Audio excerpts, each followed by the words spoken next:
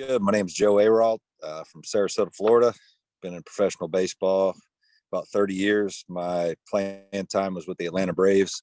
I got a little smell of coffee. I don't call it a cup of coffee, a little smell of coffee in the big leagues in the 96 season. Was up there for the World Series. Ended up injuring my shoulder, trying to figure out what to do the rest of my life, and got into coaching. I've been doing that ever since 2000. So I've been coaching about 21 years. Love what I do. Forming relationships with players. It's great to be in the Milwaukee Brewers organization. They've treated me like gold since I got there day one. Proud with the direction we're going, and excited for new scenery up there in Wisconsin. Heard nothing but good things about the front office, the town, and everybody says I'm going to be a great fit in there, and I'm going to love being there. So I think that's good enough for my intro there.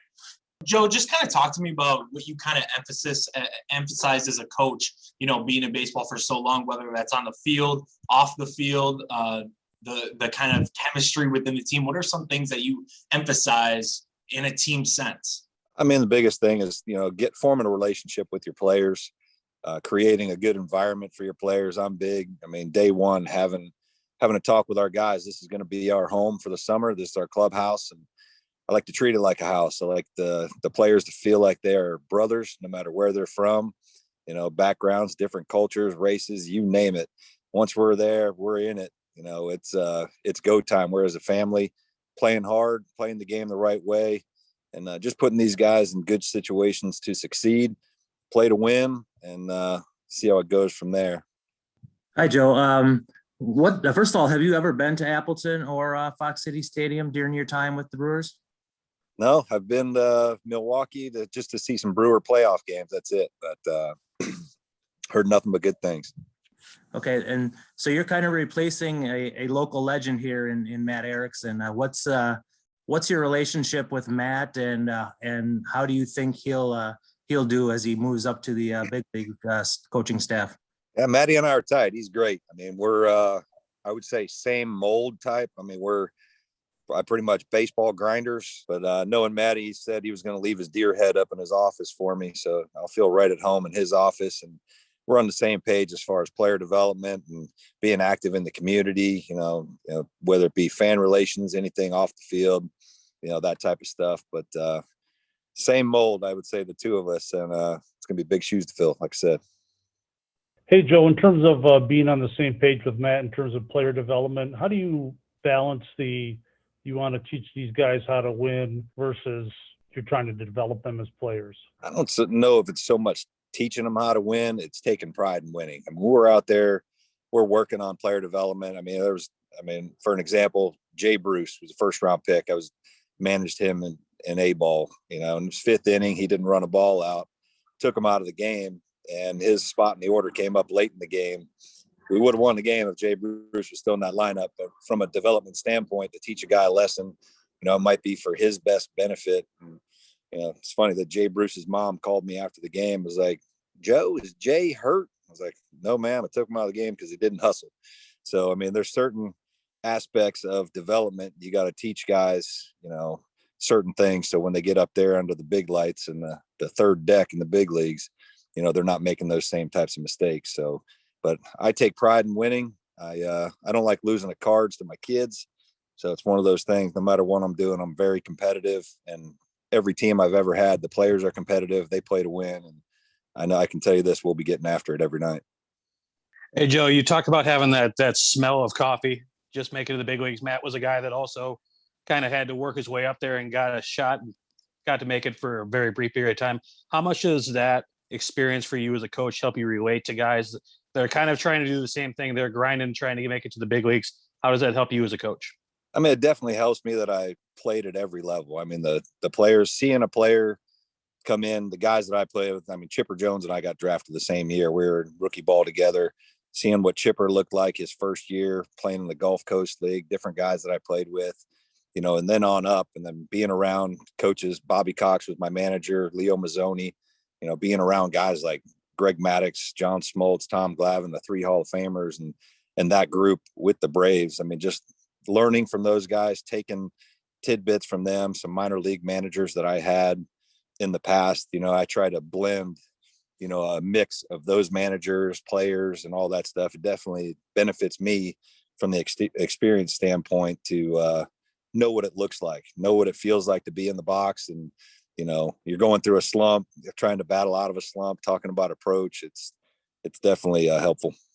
Yes, obviously we don't know the makeup of your roster in the Fox Cities yet, but I'm assuming that some of those players are going to be guys that you have already coached and have spent time with. Is that important for you as you move from one place to the next? Well, it's one of those things. Our scouting department has done a great job bringing guys in. So, as far as the moves and the roster, how it's set up, it's more done, by our front office. They'll ask us questions about guys during spring training and see how it goes. I mean, I'd say it's almost very similar to being a teacher. You have a different group of guys, students, players every year.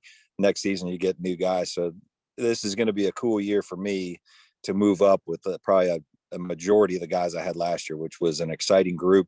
I mean, every day you talk about some baseball grinders, especially the offensive side. We got after it. The guys we sent up to Wisconsin last year, I know had a lot of success, and to see some of those guys again, it's going to be a lot of fun.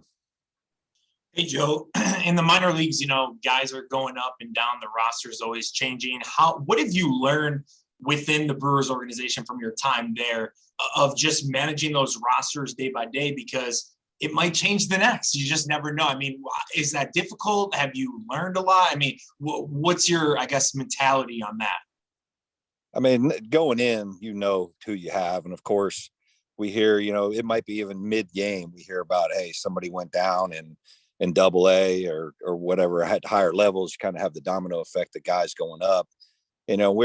We communicate well with our front office. We have a general idea of what's going on, who could move, who could be the next one up. And a lot of times the players will dictate that. When you get a guy like Joey Weimer or Joe Gray last year, when they're on fire, it was like, all right, any day now, this guy's going up. They're going to be on the move. So it's, we have a 25-man roster, 27-man roster now. And it's pretty easy. When you start running low and you got a few guys hurt or banged up, then you have to make a phone call into the, front office, say, hey, we might need a body in here to fill in. And it's one of those things. But through the years, I've been managing since 2007. So, I'd say the worst one was dealing with the flu, where I had 8 guys active and one was borderline. So I had 9, but it was like 8.5. So we played a game and still got through the game. So if I can get through that game back in 2014 in Brevard, I feel like I'm good for anything.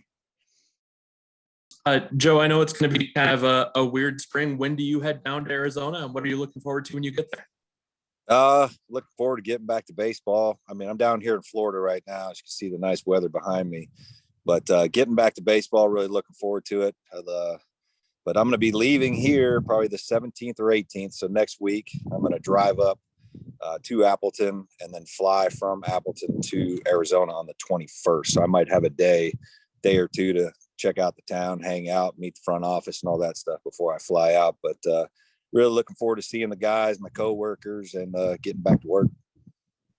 Joe, you've been with the Brewers organization for a little over a decade now. Has there been anybody in the organization through those years that has kind of served as a mentor to you, or kind of a sounding board specifically for you as you've grown as a manager? Bob Missick.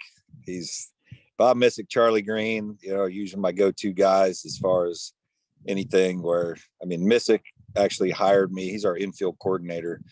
When I was done playing, I was back in college trying to figure out what to do the rest of my life, and ran into a couple guys, and Bob Missick actually interviewed me for my first professional coaching job with the Rangers. But never been more nervous walking around my house. I think I was wearing boxer shorts, pacing. And if you guys know Bob Missick, pretty straight-laced, very blunt, straightforward guy. And he ended up hiring me, got the job, and been coaching ever since. But so he's my guy that I go to if I got a question, baseball question, whatever. I know he's not going to blow smoke on me. He's gonna give me a blunt answer. All right. Last call. If anybody has anything, feel free to text or send a chat. If not, I just wanted to thank Joe for his time. Welcome him to Wisconsin virtually. It's a little warmer here today than it has been in the past. Not as warm as it is down in Florida today, but we really appreciate you, and we're looking forward to seeing you up here on opening or before opening day coming up pretty soon.